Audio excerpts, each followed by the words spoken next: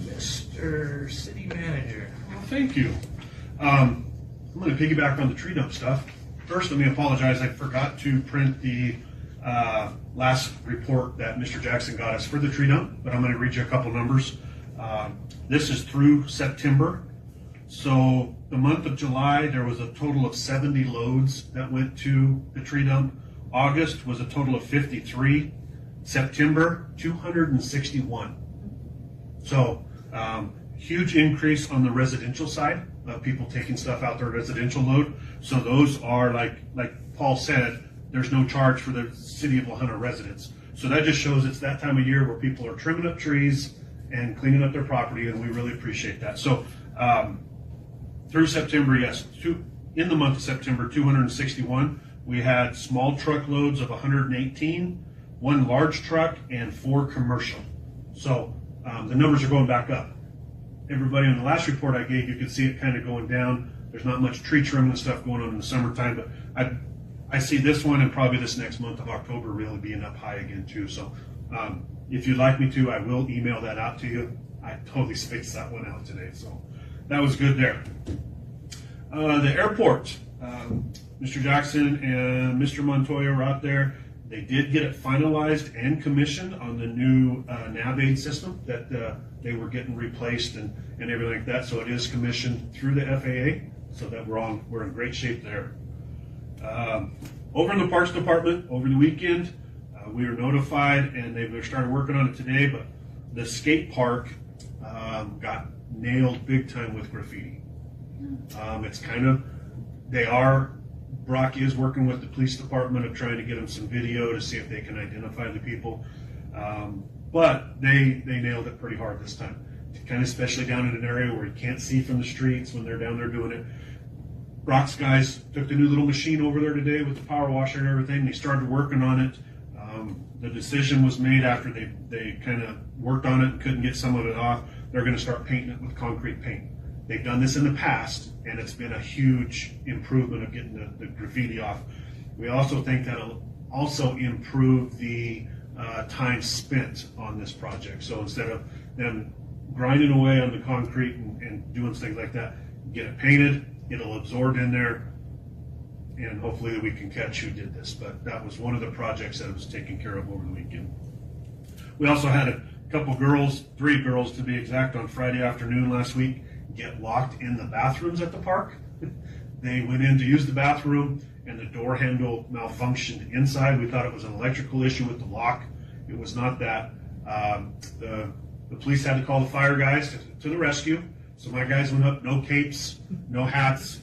We broke into the door with no damage. Got a hold of Lock Monkey and they come and took care of the lock. So they weren't in there very long at all. So the fire department had to call the Lock Monkey?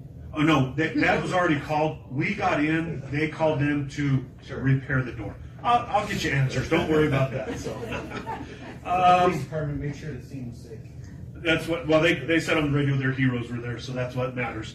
The electric department, I'm going to piggyback on this as well. This week too, they are getting their annual inspections done on all of their aerial trucks, their hot sticks, grounds, and cover-up blankets. So all of their pieces of machinery are going through a thorough inspection to make sure everything's up to spec there. Street department, we are happy to announce that the brick and tile bridge is in and completed. There's still a little bit of work going on over there with the city crews. They're finishing up working on some concrete work on the 10th Street side, and then they'll work on the parking lot again that kind of got washed out and things like that. But the bridge is done. It is open. TLM did a very good job, and they kept it right on planned time of being done. It also worked out good with the crane company, because if it wouldn't have been on time, we would have had to wait another month to a month and a half for the crane company to come back down. So we were looking probably closer towards the end of November. So they stayed on track, got it done. My hat's off to TLM and the city crews that took care of that. Also, Martin is working with CDOT. He met with them last week for the bridge over the Arroyo on West 3rd Street, right there by Ellis Teca. We were all informed a while back about the report and the inspection. He met with CDOT. They came down and looked. There is a grant possibility, very strong possibility so we could get some money to pay for the design of getting it repaired.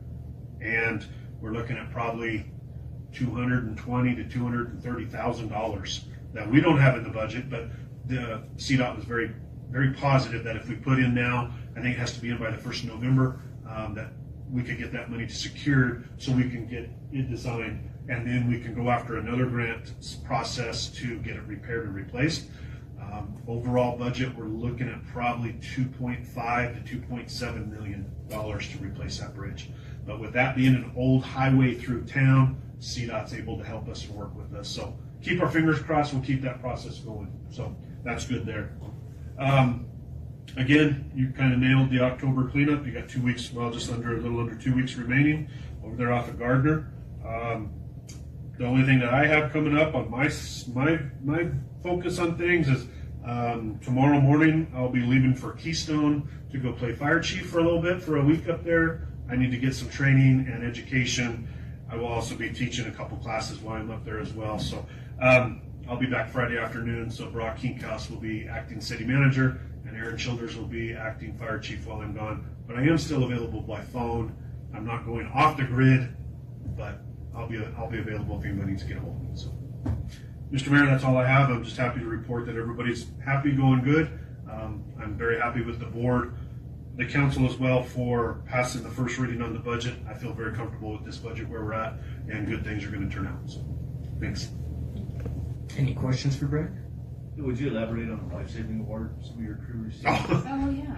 Yeah, I was going to have them here. They're pretty humble. They don't like to be recognized a lot like that. But we were recognized, including myself, for an incident that happened out at Coffee Holding.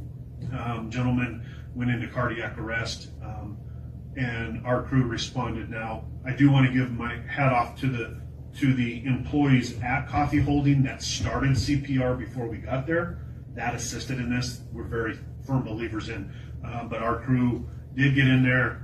We did resuscitate him 3 times. 3 times we had to initiate shocks, reassess him, get him back into order. He is now doing better. He's had some treatments done, some things to his health, and that gentleman is back to doing good. So my hat's off to my crew.